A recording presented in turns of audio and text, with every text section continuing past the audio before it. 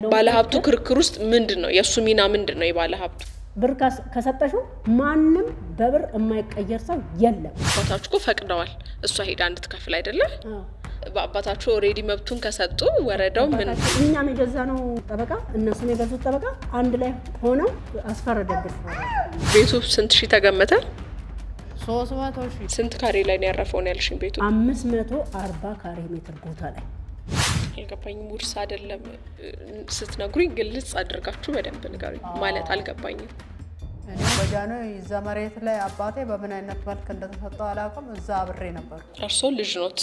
ልጁ ነኝ ነው የመጀመሪያ ልጅ ነኝ እኔ ልጅ አድጌበታለሁ ደግሞ 3 ልጆች ፈጥሬ አወራችሁ ነው የቤቱ ባለቤትነት ለማን ተሰጣሁ ሶሪያ ሰርቻለሁ 3 አመት መልሼ ተይኩኝ ኩዌት ሄድኩኝ 4 አመት ተኩል ሰርቼ መጣሁ ስመጣ ግን ብሩ የለም ሁለተኛው 5 ሳንቲም እስከማበድ ደረጃ ደረስ ብቻዬን እስከማውራት እኛን ከልክሎ ለሷ እንዴት እንዳስገበረ አንድ ቀን ላኖርችበት ሴትዮ አንድ ቀን አይደለም አንድ ደቂቃ 40 50 30 አመት ማለት እኮ የአንድ ሰው እድሜ ነው አይደለ ያን ያህል አመት ሴዳ ስታደርግ እናንተ እየኖራችሁበት ቤቱን እንዴት የግብሩን ጉዳይ ቦታ አልሰጣችሁ የኢትዮጵያ ህዝብ ከሀገርም ያለ ከውጭም ያለ ይሄንን ነገር እንዲዳኘን ድምጹን ይስጣል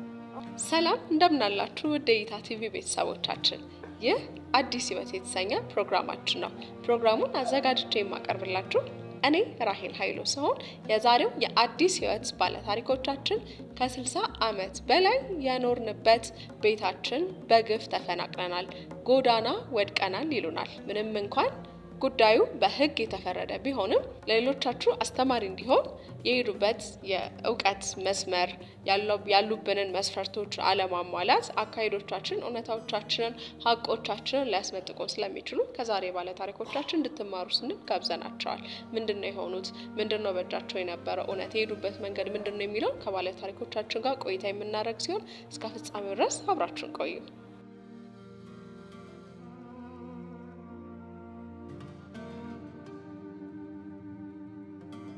ሰላም እንኳን ደህና መጣችሁ እንኳን ደህና ቆያችሁ እንግዲህ መግቢያ ላይ እንደተናገርኩት ከ60 አመት በላይ የኖራችሁበት ቤታችሁ እንደተፈናቀላችሁ አሁን ጎዳና ላይ እንደወደቃችሁ እንግዲህ ልጅ አዝለሻ ያለው ከዚህ በተጨማሪ ልጆች አሉሽ እርሶም እንግዲህ በእድሜዎትም በጤናዎትም ትልቅ ኖት የጤናም ችግርም አለ ሌላም የእርሶ እናትም እንዳሉና ጎዳና ላይ እንዳላችሁ ነግራችሁኛልና ምንድነው የሆነው የሚለው በደንብ ወደ ውስጥ አለቅ ብለን እናነሳዋለን በቅድሚያ ግን እንተዋወቅ ማልበል ከርሶ ልጀምር በላይነሽ አበራ እባላለሁ በላይነሽ አበራ ሁሉ እባላለሁ አንቺን ማልበል ስሜ አየለች አበራ ሁሉ እባላለሁ መልካም እንግዲህ በዚህ ቤት እህትማማቾች ናችሁ የሆነባችሁ ነገር ምንድነው በኢትዮጵያኖን አንስቻለሁኝ ግን ከስር ለመጀመሪያ ያህል ምን አጋጠማችሁ ቤቱ ስንት ሆናችሁ ነበር የምትኖሩት ለቤቱ ባለቤት ናችሁ ወይ ቤቱ በማን ስም ነው የሚለው እናንተ ለዚህ ቤቱ ስለመኖር ምንድናችሁ እህትማማች ናችሁ ግን ቤቱ በማን ስም ነው ያለው የሚለው ከርሶ ልጀምር እኔ መጀመሪያ ልጆኜ ማለት ነው በጃኖ ይዛ መሬት ላይ አባቴ በምን አይነት መልክ እንደተሰጠው አላውቅም እዛ አብሬ ነበር እርሶ ልጅ ኖት ልጁ ነኝ የመጀመሪያ ልጁ ነኝ እሺ አብረን በቃ ኖርን አሁን እኔ አገባውና ወደ ትዳሬ ስመለስም ወታደር ነው ባለቤቴ ኤርትራ ሞተ ኤርትራስ ሞት ደግሞ ልጆቼን ይዤ ተመልሼ ገባው ሁለት ወንዶች አሉ አይዞት ስለዚህ እዛ ቤት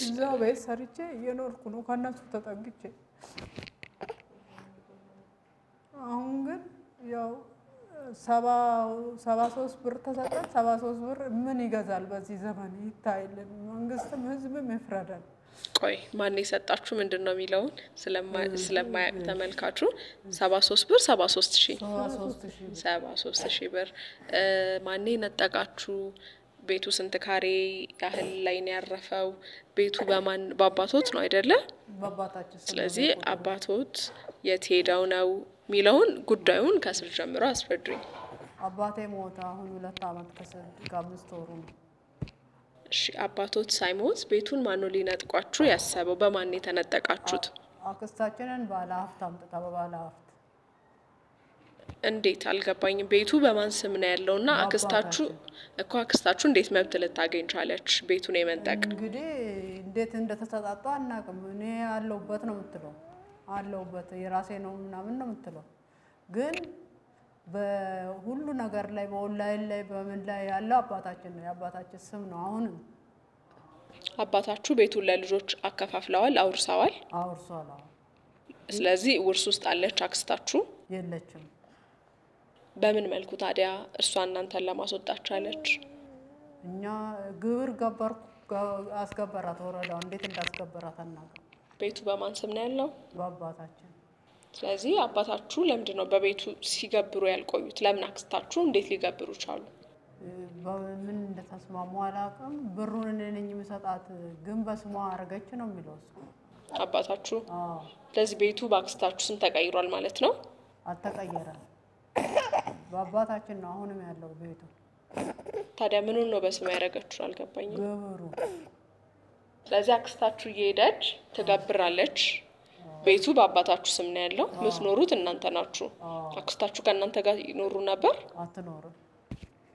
እሺ ወዳንቺ ልምጣ እሳቸው እንግዲህ እንደሚሉኝ ቤቱን በመገበሯ ምክንያት ብቻ ይሄንን ነገር እንደፈጸመችባችሁ ነው አንቺ ልጅ ነሽ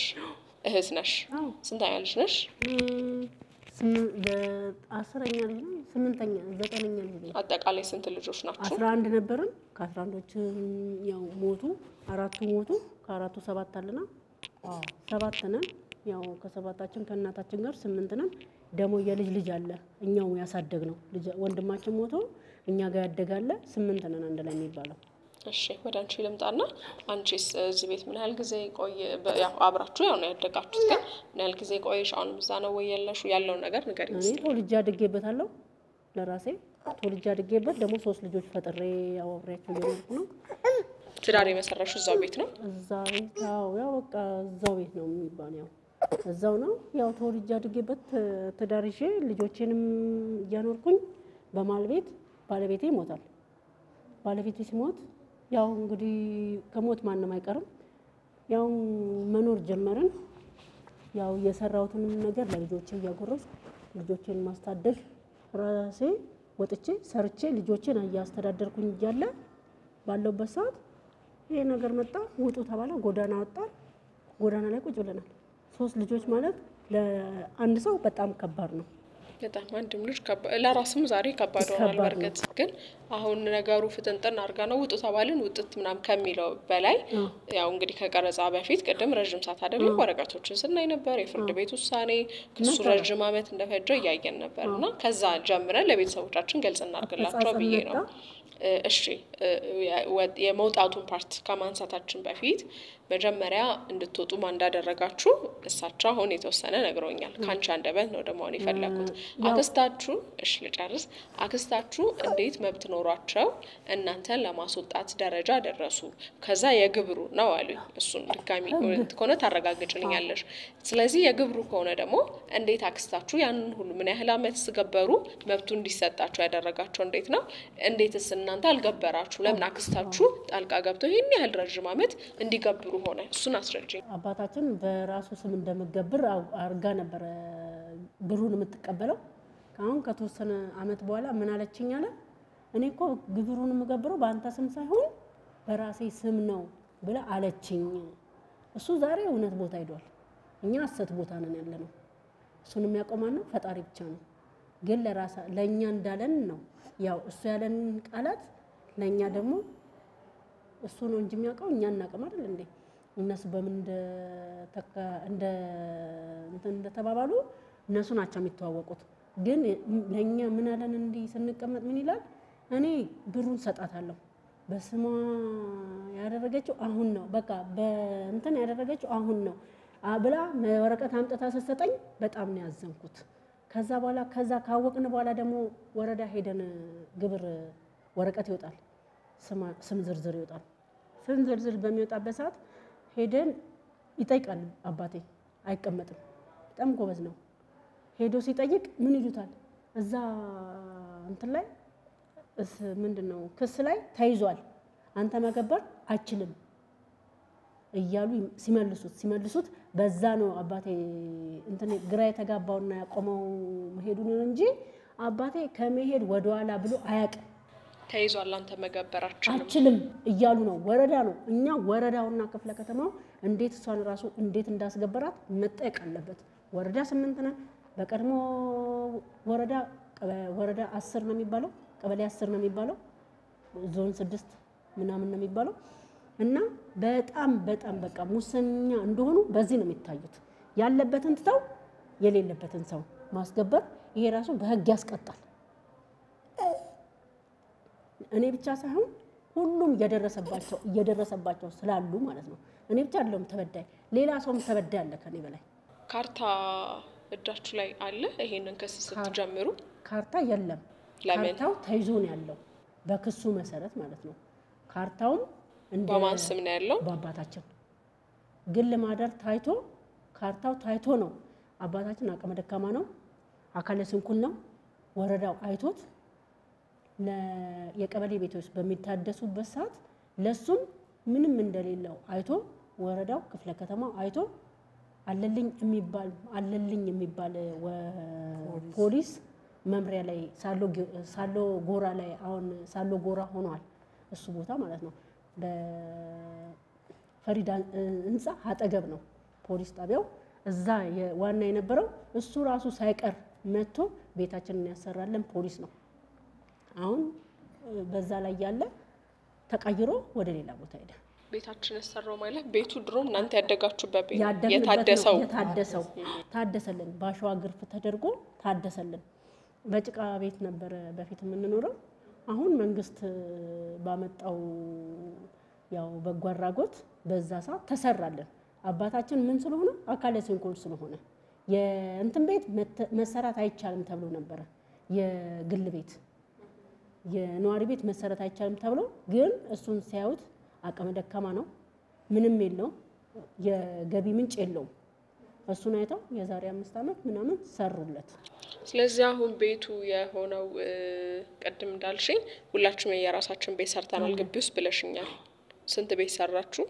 ይኸውልሽ እኔ ሰራው አንድ ቤት በላይ ሰራች፣ እሷ ወሰኔ ሰራች 3፣ ፋኔ ሰራች 4፣ አለም ብራን ሰራች 5፣ ገና ነው አለ 6፣ በለጥ አለ 7 አለ። 7 ሰው ግቢ ውስጥ ለየብቻው አንዳንድ ቤት ሰርቷል። ከመኖሪያ ከእናትና ከአባታችን ጀምሮ 8 ቤት አለ። ይሄ ክስ ምን ያህል አመት ነው? 30 አመት የያዛችሁት? ከተፈረደ ምን ያህል ጊዜ ሆነ? ከተፈረደ 1 አመት እንደዚህ ነው። 8 ነን። ያው ልጅ አለ አንድ፣ ከሱ ጋር 8 ነን። እናታችን አለ የቤተሰብ አለ 9 ነው ቤቱ ማለት ነው። እኔ ትንሽ እህቴ አሁን ልጅ የሚታመምባት እሷ እና እናቴ ሆነን ገባን። መግባት ትችላላችሁ ተብሎ ሲባል ውጡ ተብለን በቃ ነገ ተወጣላችሁ ተብሎ እኛ ዛሬ እንዴት ተሯሩጠን ያንን ጉዳይ አስፈጽመን እንደመጣን ፈጣሪ ብቻ ነው የሚያውቀው። እንዳንወጣ የእንትን ወረቀት ይዘን መጣን። አፈጻጻሚ ሲመጣ ወረቀቱን ይዘን የጠበቅነው ግን ለዛ የነበረንን ብር በቃ እንዳለ ለጠበቃ ሙሉ 80-90 ሺህ ብር ስጥት ሰው ከቤት እንዳይወጣ እንግዲህ ብዙ ነገር ይፈጋል፣ ይለፋል፣ ይተጋል። ከአቅሙ በላይ ሲሆን ደግሞ አሳልፎ ይሰጣል ማለት ነው። እኛ አረብ ሀገርም ሰርተን ለዛ ነው ያዋልነው። በቃ ለዛ ነው ያዋሉት ቤተሰቦቼ እንጂ ምንም የተጠቀሙት ነገር የለም። ስመጣ ቤት እንኳን አልታደሰም። አንቺ አረብ ሀገር ነበርሽ እንዴ? 7 ዓመት ተኩል ሰርቻለሁ። ሶሪያ ሰርቻለሁ። ሶሪያ ጦርነት ሰዓት ነው 3 ዓመት። በጦርነት ሰዓት ተመልሼ የመጣው አመት ተቀመጥኩ ኢትዮጵያ ላይ። አመት ተቀምጬ ደግሞ መልሼ ሄድኩኝ ኩዌት ሄድኩ። ኩዌት ሄጄ ደግሞ 4 ዓመት ተኩል ሰርቼ መጣሁ። ስመጣ ግን እኔ ለመምጣት አስቤ አልነበረም። ቤተሰቦቼ በቃ ነይ ቤቱን ሰርተናል ምናምን ቢስሉሽ መቼስ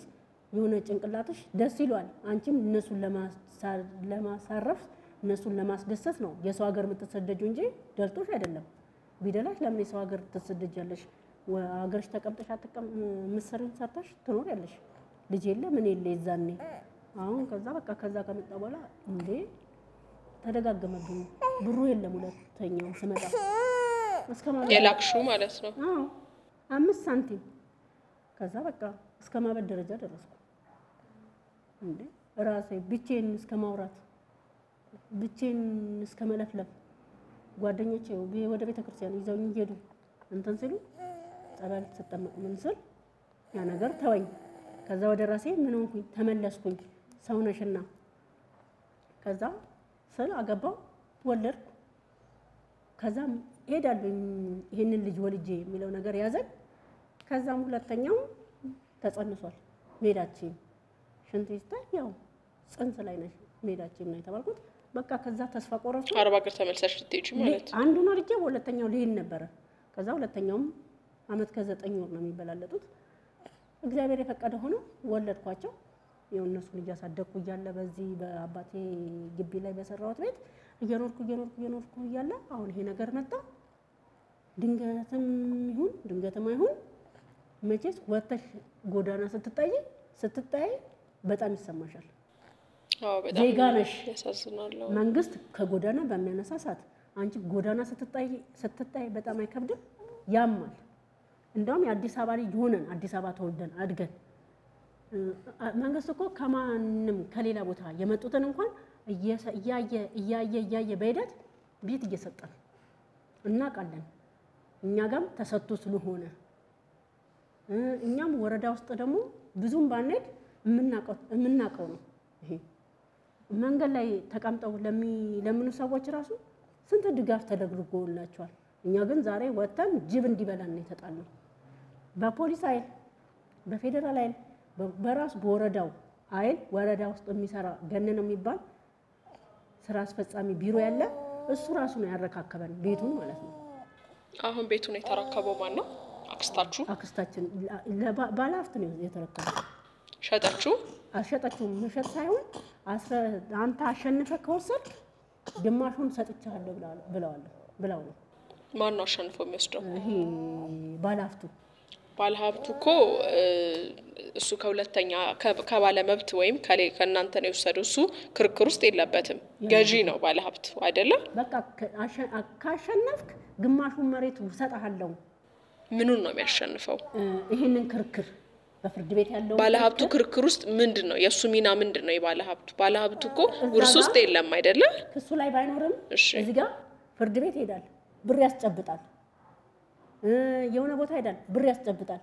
ብር ከሰጠሽው ማንንም በብር የማይቀየር ሰው የለም ስንት ካሬ ላይ ነው ያረፈው ነው ያልሽኝ ቤቱ 540 ካሬ ሜትር ቦታ ላይ ስለዚህ አሁን ነገሩን ግልጽ ለማድረግ አባታችሁ ቤቱን በጃንሆይ ዘመን ነው ያላችሁ እንግዲህ አይደለም እሳቸው ያፈሩት ቤት ነው መሬቱ የእሳቸው ነው እነሱ ትዳር መሰረቱ አባታችሁ እናንተን አፈሩ እናንተም ሌላ ትዳር መሰረታችሁ ረጅም አመት ኖራችሁበት ቤቱን አክስታችሁ እዚህ ውስጥ ያላት አስተዋጽኦ ምንድነው ልጅ ናት አይደለችም እህታቸው ናት አብራ ኖራለች አልኖረችም ግብር እንዴት ልትከፍል ቻለች እሷ የግብር መክፈሉ ኃላፊነትስ እንዴት ተሰጣት ልጆች ይያላችሁ እኛ ወረዳው ነው መጠየቅ ያለበት እኛን ትቶ እኛን ከልክሎ ለሷ እንዴት እንዳስገበረ አንድ ቀን ላኖረችበት ሴትዮ አንድ ቀን አይደለም አንድ ደቂቃ ኖራ በላን ማታክ ሴትዮ እንዴት እንዳስገበረ ወረዳ 8 እንዲጠየቅልን እኛ ይሄ እንትናችን ወረዳውማ ማለት አሁን ቀደም እኮ ብለሽኛል እኔ አባታችሁ ላይ ነው ካውን ጥያቄ አባታችሁ እኮ ፈቅደዋል እሷ ሄዳ እንድትከፍል አይደለ ስለዚህ ወረዳው በአባታችሁ ኦሬዲ መብቱን ከሰጡ ወረዳው ምን አባታችን በራሳች ገብር ይብላ አይደለም አይሰጣት በእሱ ስም እንደምትገብር ነበር የነገረችው እሷ ግን እያታለለችው መሆኑን አላወቀም የኔ አባት ማለት ለምን ያህል አመት ገበረች ማክስታችሁ እኔ አላቀም ግን ብዙ ጊዜ ገብራለች ብሎ ሲል ሰምቻለሁ ነው በራሴ ማለት ነው እኮ ጉዳዩን ይዛችሁታል መቼም ክስ ላይ ነው ያላችሁ የማታውቁት ጉዳይ ኬዝ አይኖርም የአመቱ ርዝመትና ማጠር አስተዋጽኦ ስላለው ነው ምን ያህል አመት ይሆናል ልጅ በትክክል ቁጥሩን ባታቂ እንኳን አቬር ከስን ማለት ለምን ያህል አመት ቢያንስ 40 አመት እንግዲህ ይሆናል ብዬ ገምታለሁ ለምን ስለዚህ ያን ያህል አመት ሙሉ በሷ እጅ ቁጥጥር ስር ሆኖ ስለቤቱ ተአሳስቧት ተጨንቃ እያስታወሰች ሄዳ 40 50 30 አመት ማለት እኮ የአንድ ሰው እድሜ ነው አይደለ ያን ያህል አመት ሴዳ ስታደርግ እናንተ እየኖራችሁበት ቤቱን እንዴት የግብሩን ጉዳይ ቦታ አልሰጣችሁም አሁን ራሱ በቅርብ ራሱ አባታችን ሳይሞት ጠይቀን ነበር ምንድነው ያለን ወረዳው ክስ ላይ ነው ያለው ክስ ላይ ነው ብቻ ነው የምንባለው እኛ ስንሄድ ክስ ላይ ነው ግን እሷን እንዴት እንዳስገበረ እኛ ግራ ነው እየገባን ያለው ለራሳችን ምን ሆነብን እንዴ በቃ ይሄ ነገር ምንድነው የሚለው ነገር ውስጣችንን እየጎዳ መጣ እንዴ ወረዳው እኛን አይቻልም ይያላል ስማችን ይወጣል ስማችን ወጥቷል ተብሎ ሲባል እግሪ ጻፈበታል ይታገዳል እኛን እንደዛ ሲላል እሷን ሲያስገብራት እኛን እንቢ ሲላል እሷን ሲያስገብራት እዚያ መድረስ ደረስን ወረዳ ውስጥ ራሱ ምን አለ ችግር አለ ትልቅ ችግር ነው ያለው በጣም ማለት ነው እኛን እንቢ ያለ የሷን ማስገበር እሷ ሴትየዋ አቃቂ 02 ላይ ቤት ይያላት ማለት ነው ቤት ንብረት ይያላት እሷን ያስገበረበት ምክንያት ይሄ ራሱ እንዲጠየቅልን እንፈልጋለን በቃ ካርታውን በማን እጅ ነው ያለው ካርታው እዛው ነው ያለው ወረዳ ላይ ያለው እናንተ ጋር የለም ኮፒ ምንም ነገር የላችሁ ለምን ካርታም የሚሰጣችሁ ነው የተባለው እንዲ ካርታ ይመጣል መቼስ ግብር ይመጣል በየአመቱ ካርታ ሲመጣ ወረዳው ምን ይላል ክስ ላይ ስለሆናችሁ ካርታውን መስጠት አልችልም ነው የሚለው እኮ ስለዚህ አሁን እናንተ በአባታችሁ ስም ለመሆኑ ማስረጃ ምንም የምታሳዩት ነገር የለም ማለት ነው በቃ መብራትና ስልክ አው ቅድም ያየነው መብራትና ስልክ አው ካለ እሱም ወረዳውም ራሱ በሶስት ምስክሮች እንትን ብሎ አይቶ ጽፎ ይሰጣል ወረዳ ስለዚህ እናንተ እሺ ስለ ህጉ ሙቀቱ ምኑም ካለለ እንደዛ ሙሉ ያንን ሁሉ ገንዘብ ፈሰስ ያረጋችሁበት ጠበቃችሁ ምንድነው ያስጨርሰላችሁ አስፈረደብን ገንዘቡ በአምላክ ይባላል አስፈረደብን ማለት በቃ አስወሰነብን ከቤት እንድንወጣና ጎዳና እንድንወርቅ ነው ያስደረገን እናንተ ራሳችሁ የገዛችሁት ጠበቃ የራሳችሁ እኛም የገዛነው ጠበቃ እነሱም የገዙት ጠበቃ አንድ ላይ ሆነው አንድ ላይ ስለሚሰሩ አንድ ላይ ሆነው አስፈረደው እኛ ጎዳና ወጥተናል የኢትዮጵያ ህዝብ ከሀገርም ያለ ከውጭም ያለ ይሄንን ነገር እንዲዳኘን በቃ ይሄንን ነገር እውነት ሞት ወጣው መባረር አለባቸው ሲል ድምጹን ይስጣል እስቲ ወደርሶ ልምጣና እንግዲህ ቤቱ በእናንተ ኖራችሁበት አድጋችሁ ተወልዳችሁ ኖራችሁበትን ቤት እንዳላችሁት በግፍ ተፈናቅለናል ጎዳና ላይ ነን ነው የምትሉት ያያናቸውም የፍርድ ውሳኔዎች አሉ ፍርድ ቤት እንግዲህ ይግባኝም እንዳጠይቁ ታግዳችኋል በዚህ ልክ ደረጃ አክስታችሁ ጋር ያለው ማስረጃ በዚህ አጋጣሚ ይሄንን የምትመለከች ከሆነ እንግዲህ ሙሉ ስሟ ማን ነው የሺቱሉ ወይዘሮ የሺቱሉ እንግዲህ ሐሳብ ካለሽ ኔጋ እውነት አለ ቅሬታ አለ ያልገባችሁ ነገር አለ የምትዩ ካለ ደግሞ ኢታ ቲቪ ለማንንም መድረኩ ክፍት ነው ይሄን በዚሁ አስረግጬ መንገር ፈልጋለሁ ምናልባት ወይዘሮ የሺ ይሄን ያህል አቅም ሊኖራቸው የቻለው በዚህ ቤት ላይ እንዴት ነው ብለው ያስባሉ እናንተስ እንዴት ተዘናጋችሁ አሁን ቅርብ ጊዜ ላይ ልናጽፍ ወረቀት ስንሄድ ይሄ እኛ ጠበቃ ምን አለ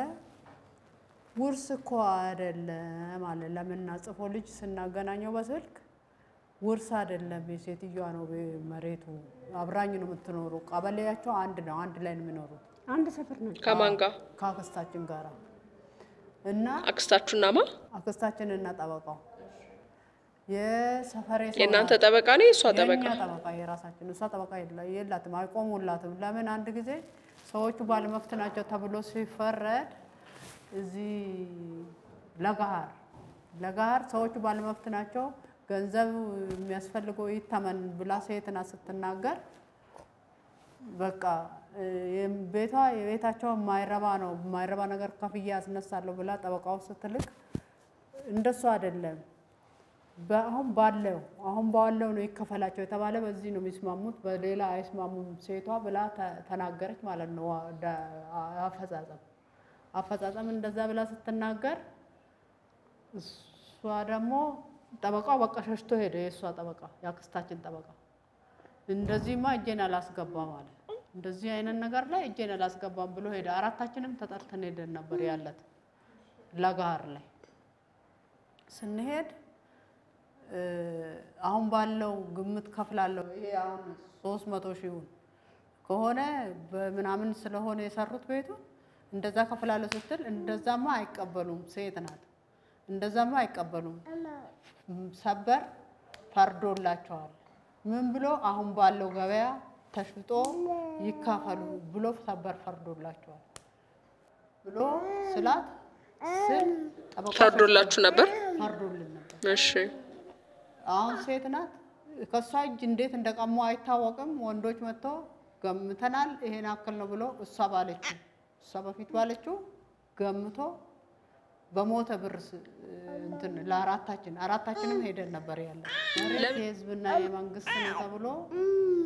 በቃ ባዶ መሬት አለ ባዶ መሬቱን እኛም እንግዲህ ከከሰሰችን ምን ይሻለናል ስንል ምንም ሊሆንልን አልቻለም በመጨረሻ አሁን ይሄ ሰውዬ ስሙ የታወቀ ነው ባለሀብት ነው እኔ አሸንፋቸዋለሁ ብሎ በእግር በእጅ ገብቶ የ300 ሺውን ራሱ መሐንዲስ አምጥቶ የራሱን ወንድም በራሱ ወንድም ማስገምቶ በገለልተኛው ገና አይደለም የተገመተው በገለልተኛ አይደለም ራሱ ወንድሙን አምጥቶ ነው ያስገመተበት ስለዚህ ቤቱ ስንት ሺህ ተገመተ 300 ሺህ 292 ብር ስንት ቤት ነበር ቀደም የቆጠር ነው ያልሽኝ 8 ከ8ም በላይ ነው 10 ቤት ነው አንድ ላይ ለምን እንትን አለ የዕቃ ቤት አለ ስለዚህ 10 ቤት ነው በ300 ሺህ ብር የተገመተው ይሄንን ቤቱ ምን አይነት ነው አረ ቆንጆም ቤት አለበት አሁን የናታችን እንትን በሲሚንቶ በእንትን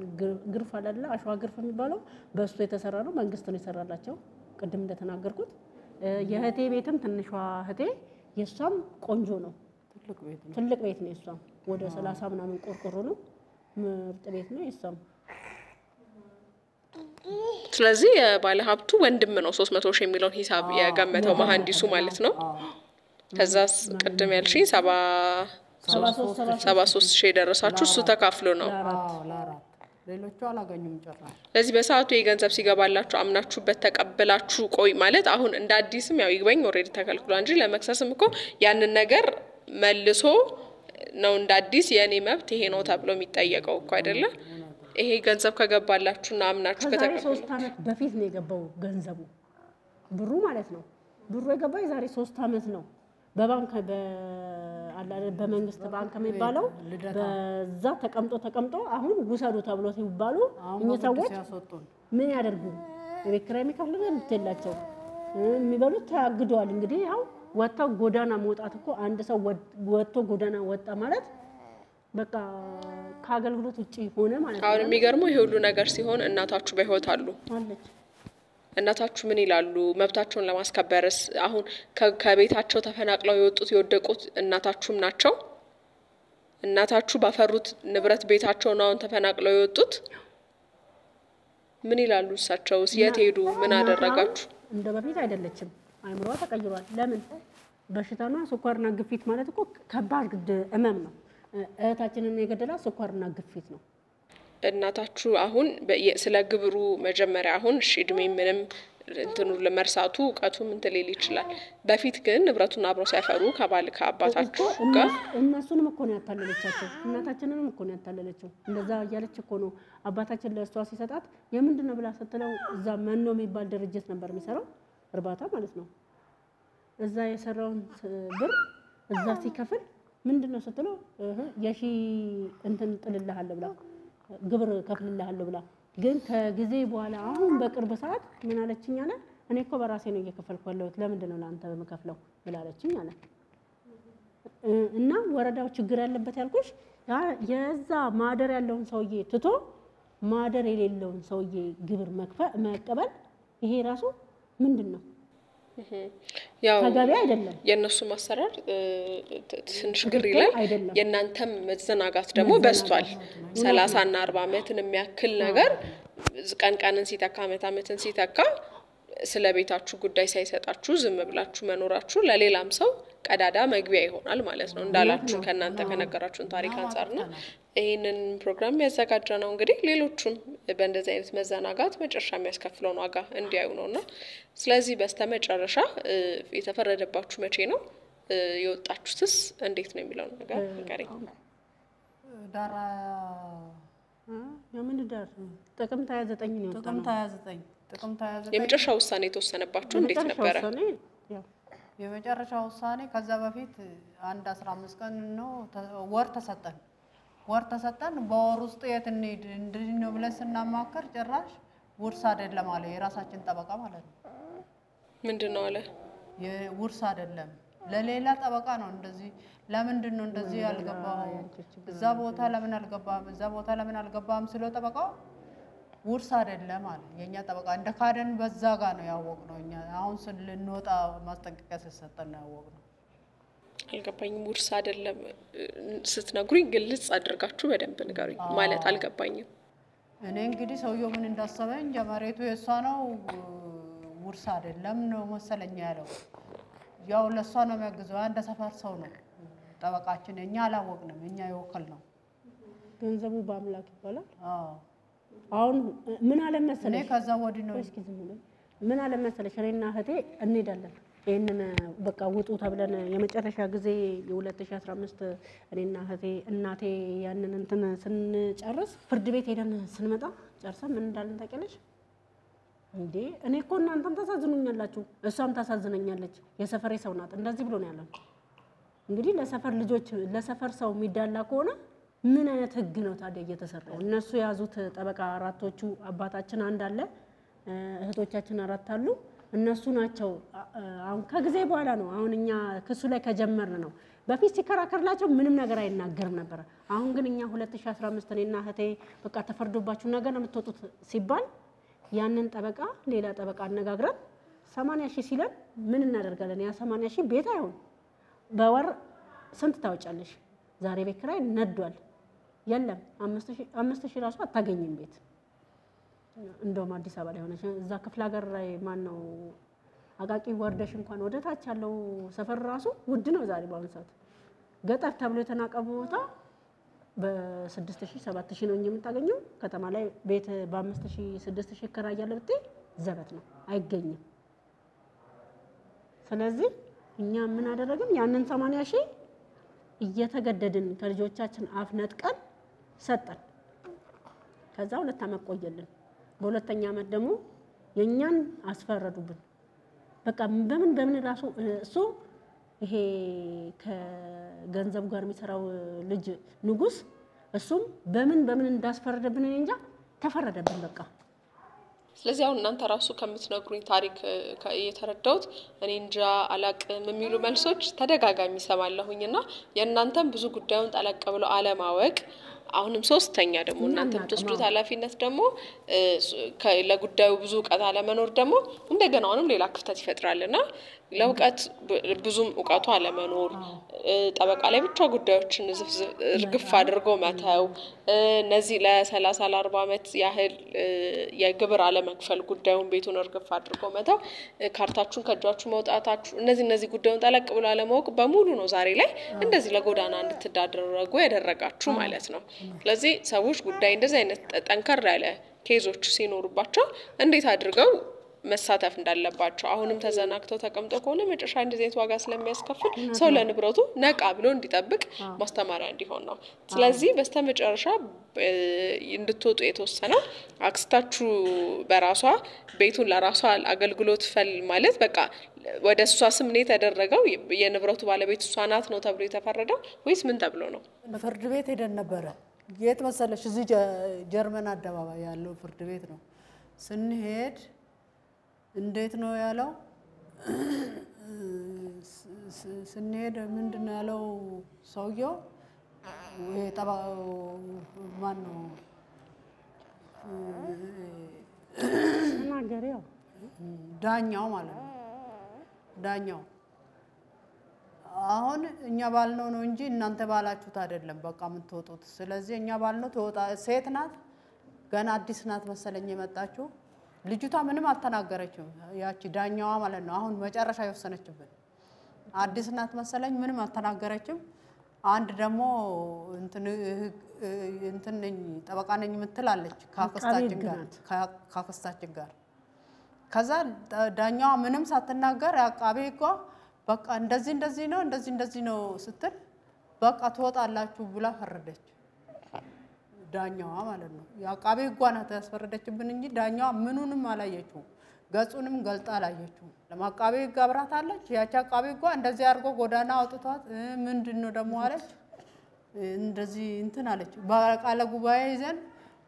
ጉባኤ ሴትዮዋ ደጅ ስላለች ምንም አንድ ቀን ያልተቀመጠችበትም በቃለ ጉባኤ ይዘን ሴትዮዋ ደጅ ስላለች ገፍትሮ ስላወጣት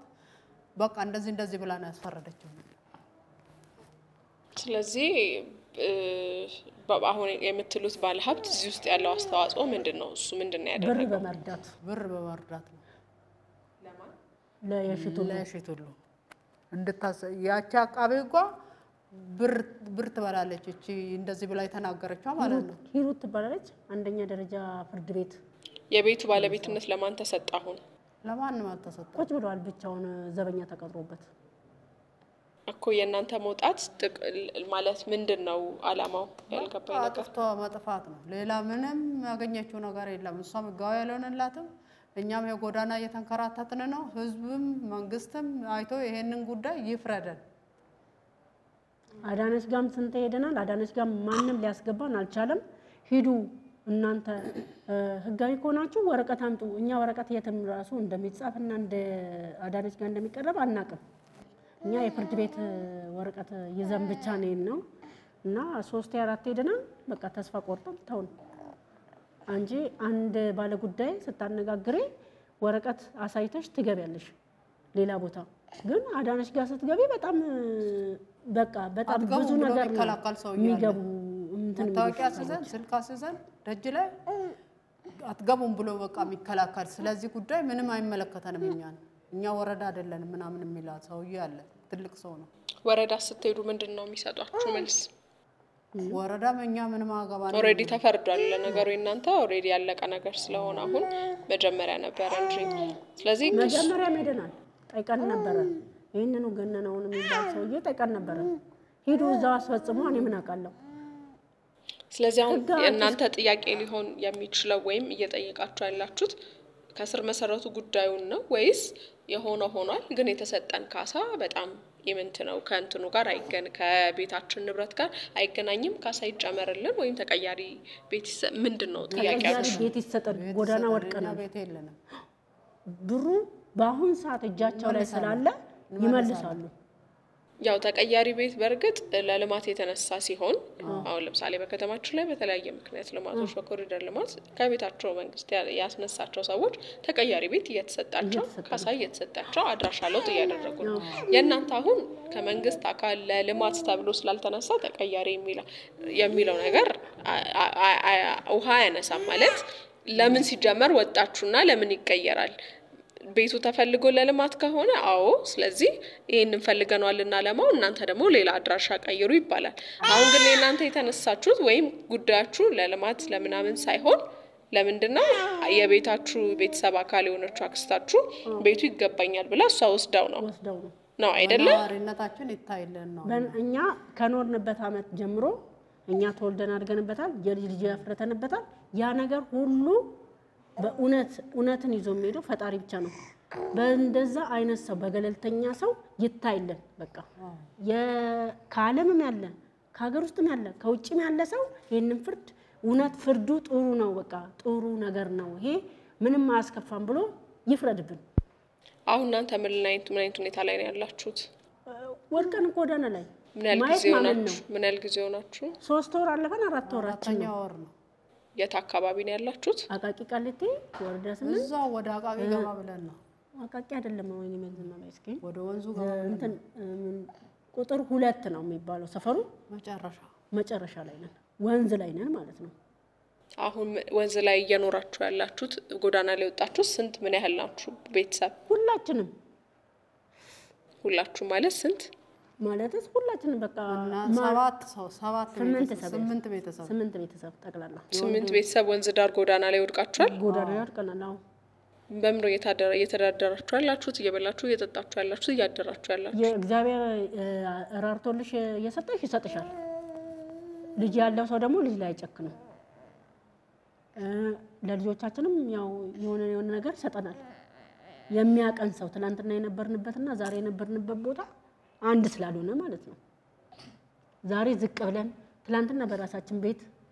ስንኖር ያየን የሚያቀን ሰው ያው ለልጆችሽ ብሎ ለልጆችሽ ጉርስ ለማን ጉርስ ብሎ ይሰጥሻል። ያን ነገር ያበቃቃሽ ለማን ታረጋለሽ? ለዛው ለነዚህ ልጆችሽ እግዚአብሔርን የሚያቃለ እግዚአብሔርን የማያቃለ ለእግዚአብሔር ያለ ልጅ ያለው በልጅ ስለማይጨክን ለኔ ቢጤ ይሰጠላል እንዴ እቃችሁ ሴት አረጋችሁ እቃችሁን የታደረጋችሁ እቃ ግማሹን እኮ እዛው ትተን ነው የወጣነው በብዛት ቤት ውስጥ የት እንወስዳለን ቤት ስለሌለን የት እንወስዳለን አንዱ ቤትም ሶፋ አንዱ ቤትም ሌላ ነገሮች እንዳለ ነው የወጣን ድስት ምናምን ለማብሰያ ያዛው ጎዳናም ሆነን ድስት ፍራሽ ላይ ለምንተኛ ብርድ ልብስ ምን ለብሰው በቃ ይሄን ነው ያወጣነው ስለዚህ አሁን እንግዲህ እርሶን እንኳን ሳይ እድሜዎት አሁን እንኳን ገፍቷል የመጀመሪያ ልጅ እንደመሆኑና እናታችሁን እየሳልኩኝ ነውና 85 አመቷ ነው እናታችን ስለዚህ እናታችሁ በ85 አመታቸው ካፈሩበት ቤታቸው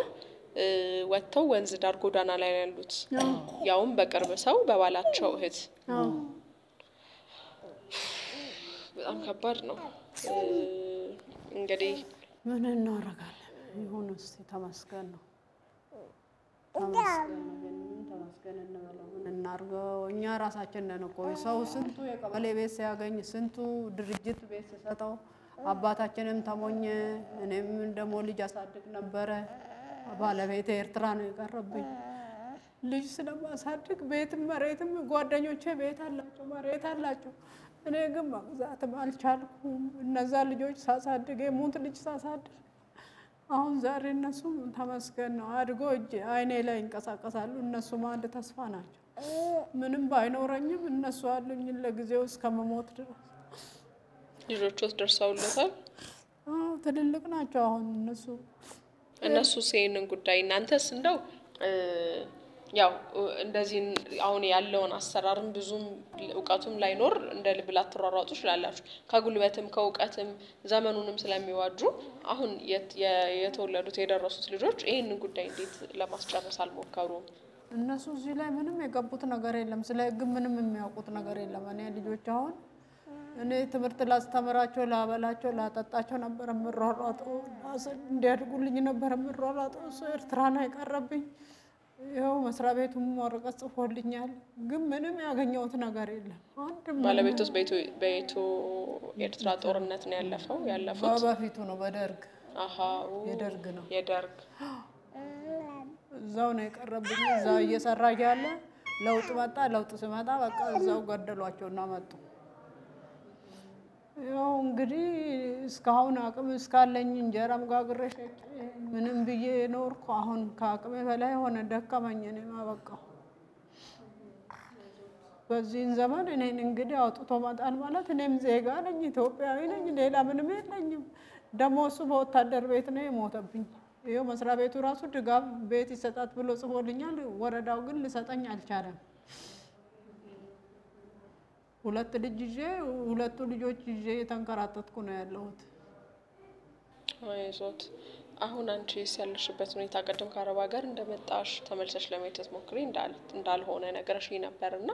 አሁን እዚህ ምንም ስራ እዚህ ለመስራት ያለሽ ፍላጎት ይገባኛል ልጅ አለ ግን ያው የለት ጉሮሮን ለመድፈን ራስሽን ምን ያህል ዝግጁ አድርጋሻል ወይም አሁን የስራ እድል ቢገኝ ምን ትሰራለሽ ምን መስራት ትችላለሽ ምንም መስራት ትችላለሽ በቃ አረብ ሀገር ተመላሽ ተብዬ ራሱ 3-4 እዛ ወረዳ ላይ ይጽፈኛል ግን ለኔ ምንም ነገር ተሰጥቶኝ ማቅም ምንም ነገር ተደርጎልኝም አይታወቅም የአረብ ሀገር ተመላሽ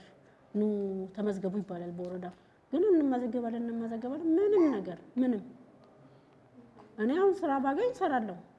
የሆነ ስራ አሳትፎኝ ነበር በሆነ ጊዜ ላይ መንገድ ላይ ቆሻሻ መጥረግ እኔ ደግሞ የምን አለብኝ ያፍንጫ ሳይነስ አለብኝ ትንሽ ይሸተል ይዘኛል ይሄ ነገር ለኔ በጣም ከበደኝ ማማንም ጥዬ መውጣት ለኔ በጣም ከባድ ነው ባውዛት አንቺን ባለቤትሽ አርፏል እናታችንም አሁን በህያዲግ ጊዜ ነው ባድመና ሸራሮ ላይ ልጇ የሞተው ወንድማችን ማለት ነው የኔ ታላቅ የአንድ ታላቀት ያለች የሷ ታናሽ ነው እና ሞተ ወረዳው እንኳን ራሱ አርድዟት ራሱ ምንም ነገር የሰጣት ነገር የለም እቺ ሴትዮ አቅመ ደካማና ቤት ይሰጣት ተብሎ እንኳን ቤት አልተሰጣትም አየራይ ላይ ነው እንትን የነበረው እዛ ነው ሲሰለጥን ነው እዛ ብዙ ነገር በቃ ብዙ የሚረዳት እሱ ነው የነበረው ሞተ። እሱ ሲሞት በቃ እናታችን እስከ ጭራሹ ምን ሆነች? እንደውም እንትን እያለች መጣች። አሁን ደግሞ ይባስ ብለው ደግሞ ከቤት አውጥተው ሲያባሯት ደግሞ ምን ሆነች? ስኳርና ግፊት በሽተኛ ሆነች። እና አሁን ጎዳና ትላንትና የነበረችበት ህይወትና ዛሬ ያለው ህይወት በጣም ይከብዳል። ዛሬ ጎዳና ተኝታለች፣ ትላንትና በራሷ ቤት ነበረች። ዛሬ ላይ ያለው ነገር በጣም ያሳዝናል። የኢትዮጵያ ህዝብ በቃ ኢትዮጵያ አይደላችሁም ወይም ኡጋንዳ ናችሁ ሲል ይፍረደን። እውነት ኢትዮጵያዊ ነን፣ ተወልደን አድገናል፣ ልጆች ፈጥረንበታል፣ የልጅ ልጅ አይተንበታል። ከዛ ግቢ ስለተፈናቀልን የኢትዮጵያ ህዝብ በቃ ይፍረደን። ከዓለምም ያለ ከውጭም ያለ ከሀገር ውስጥም ያለ ይፍረደን። እነዚህ ልጆች ይገባቸዋል ይሄ ነገር በቃ ብሎ ይበላል። እውነት ድምጽ ይስጠልኛ። መልካም እንግዲህ የኢታ ቲቪ ቤተሰቦቻችን እንግዲህ ከዛሬ ከአዲስ ህይወት ባለ ታሪኮቻችን እንግዲህ የምትማሩት የታዘባችሁት ያያችሁት ያያራሳችሁ እንዳለ ሆኖ ግን ምን ያህል ለንብረቶቻችን ያለን ዕውቀት አነስተኛ መሆን ቀልጠፍ ብለን ነገሮቻችን መብቶቻችን የምንጠይቅበት መንገድ ልክ ባለመሆኑ ከዕውቀትም አንፃር በሌሎችም ምክንያቶች እንዴት ክፍተት እንደሚፈጥርና እንደዚህ አይነት ጎዳና ላይ ለመጣልም ሌሎች ጥቃቶች እንደሚያደርስብን እንድትማሩና እጃችሁ ላይ ያሉትን ንብረቶች በንቃት ሆናችሁ እንድታዩ መብቶቻችሁን የምታስከብሩበትን መንገድ ከባለታሪኮቻችን እንድትማሩ እንድትጠነቀቁ በማለት ነው የጋበዝንላችሁ። እናንተም ደግሞ እንግዲህ ባለታሪኮቻችንን ማገዝ ካሻችሁ ልታገኛችሁ ትችላላችሁ። እንዲሁም ደግሞ ምናልባት የህግ አካላት ይሄን ፕሮግራም የምትመለከቱ ካላችሁ በማያችሁ ልታግዟቸው የምትፈልጉት ነገር ካለ የለም ደግሞ ይሄ እንዲ ቢያደርጉ እንዲ ቢሄዱ እንዲ ብላችሁ ሐሳብ የምትሰጧቸውም ካለ እንግዲህ መድረኩ ክፍት ነው ማለት ነው። ምናልባት ስሟን በድጋሚ ይቅርታ ማናላችሁ የአክስታችሁ የሺት ሁሉ ነጌሶ ወይዘሮ የሺት ሁሉ በድጋሚ እንግዲህ እኔ ጋር ያለ እውነት አለ ይሄ ደግሞ ግልጽ አይደለም እንዲህ ሆነው በዚህ ምክንያት ነው የምትሉበት ሐሳብ ካሉት ደግሞ እርሶም እንግዲህ መድረኩ ኢታ ቲቪ ለሁሉም ክፍት ነው ማለት ነው። እርሶም መጥተው ሐሳቦት መግለጽ ይችላሉ። መጨረሻ ላይ ምናልባት እንግዲህ ማለት የምትፈልጉት ነገር ካለ የቀረ ነገር ካለ ምንም ጥያቄ ለማላችሁበት ሁኔታ ያሳዝናል የሆነባችሁ ነገር ምንም በህግ የተወሰነ የተደነገገ ነገር ቢሆንም ግን አሁን እኛ ደግሞ ከምናየው ነገር አንፃር የደረሰባችሁ ነገር መጨረሻው እንደዚህ መሆኑ ጎዳና ላይ መውደቃችሁ ረጅም ዓመት ከኖራችሁበት ቤት 60 ዓመት ቀልድ አይደለም ከኖራችሁበት ቤት መውጣታችሁ ያውም ይሄ ሆኖ ደግሞ በጣም በሩቅ ሰው ሳይሆን በቅርባችሁ በስጋችሁ ይሄ ነገር መከሰቱ ይልቁንም እጅግ የሚያሳዝን ልብ የሚነካ ጉዳይ ነው። እንግዲህ ሊያግዟችሁ ሊረዷችሁ ከጎናችሁ በሐሳብ እናንተ ዛሬ ቤት ያሳጣችሁ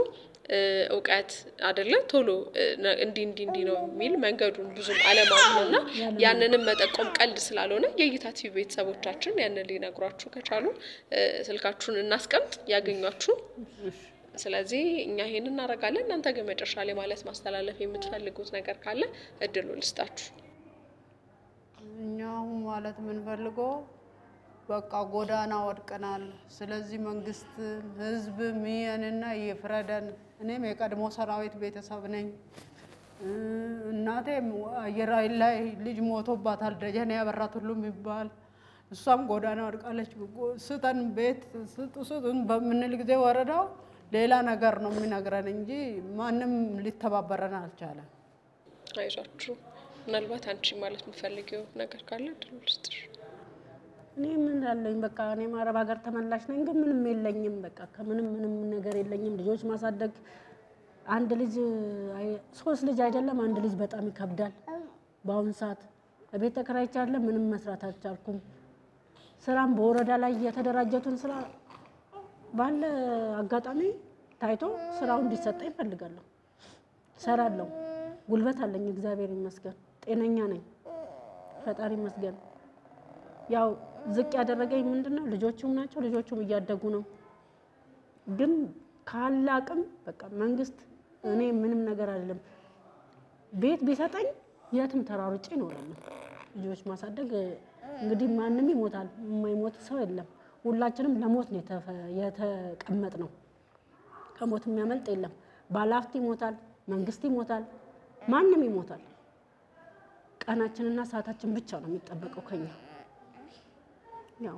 ስለዚህ የኢትዮጵያ ህዝብ ይፍረደኝ። 3 ልጅ ይዛ ጎዳና ወድቃለች ትውደቅ የሚልም ሊኖር ይችላል እሱ አይታወቅም። እንደ አስተሳሰብ ይቆጠራል ይሄ እና የኢትዮጵያ ህዝብ ይፍረደኝ በቃ ከሀገርም ያለ ከውጭም ያለ አረብ ሀገር ተመላሽ ነኝ አረብ ሀገር ተመላሽ ተብሎ በሚጻፍና በሚገባው ወረዳ ላይ ወረቀት የኔ ስም ራሱ የኔ ሞልቷል እውነቴን ነው ግን ከወረዳ ምንም ድጋፍ የተደረገልኝ ነገር የለም መልካም እንግዲህ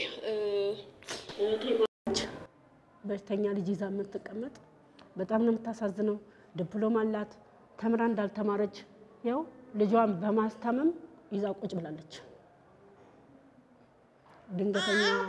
ድንገት ነው ወደቀችባት አይታወቅም ምን ሆነችባት አይታወቅም ያው ታናሽ ናት የ4 አመት ይበልጣታል ስለዚህ ፓራላይዝ የታመመችው እህትሽም አሁን እዛ ወንዝ ዳር ጎዳና ነው ያላችሁት አንድ ላይ ነው ያለነው አንድ ሰፈር ላይ ነው እንግዲህ ያሳዝናል እናንተም ግን እኔ እዚህ ላይ እኔ ደግሞ ለእናንተ መንገር የምፈልገው ነገር ስለምትከታተሉት ጉዳይ በቂ ዕውቀት ሊኖራችሁ ይገባል ሁሉ ነገራችሁን ለሚመጣ ለባዳ ጠበቃው ከገንዘብና ከውል የዘለለ እንደናንተ ቤቷ ያንገበግበው አሁን ስትወድቁ እኮ ጠበቃው አብራችሁ ወንዝ ዳር አልወደቀም አይደለ ስለዚህ እርግፍ አርጋችሁ መተው ሳይሆን አናቀም የሚሉ መልሶችን ብዙ ስላየሁኝ ነው ከናንተና ስለ ጉዳያችሁ ስለምትከታተሉት ነገር እየሆነ ስላለው ነገር በንቃት መከታተሉ ይኖራችሁ ምናልባት ከዚህ በኋላ የሚያግዛችሁ ህግ ባለሙያ ካለ ነው ይሄን የምላችሁ ኦሬዲ ያለፈው አልፏል ህግ ወስኗል ለነሱ ከቤታችሁ ተፈናቅላችኋል አሁን ያላችሁት ጎዳና ላይ ነው ግን ምናልባት እንኳን እንደድል እግዚአብሔር ደግሞ አንዳንዴ ተዘጋ ነገርም ስለሚከፍት ደግሞ